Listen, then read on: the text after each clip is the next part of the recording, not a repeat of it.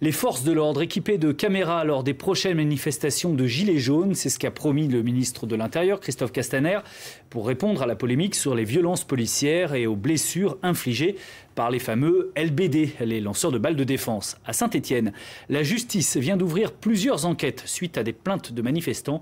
Elisabeth Philly, Catherine Doll. Suite aux manifestations des Gilets jaunes, le parquet de Saint-Étienne a ouvert des enquêtes préliminaires.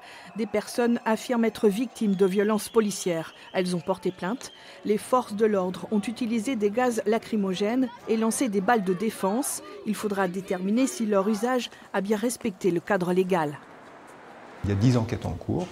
8 sont confiées au service discipline de la DDSP 42 et 2 ont été confiées à l'IGPN, l'inspection générale de la police nationale, pour une raison précise, c'est que l'une de ces 2 victimes de ces blessures a été assez gravement blessée puisqu'elle a un œil qui a été touché par un projectile d'un lanceur de balles de défense. Ces blessures, les volontaires du service strict médical les connaissent bien. Secouriste et sapeur-pompier volontaire, Vincent n'hésite pas à porter secours aux blessés durant les échauffourées, souvent au moment de la dispersion du cortège. Les lésions sont nombreuses, parfois graves. Des tirs de LBD, surtout au visage, à la main aussi, qui causent de multiples fractures.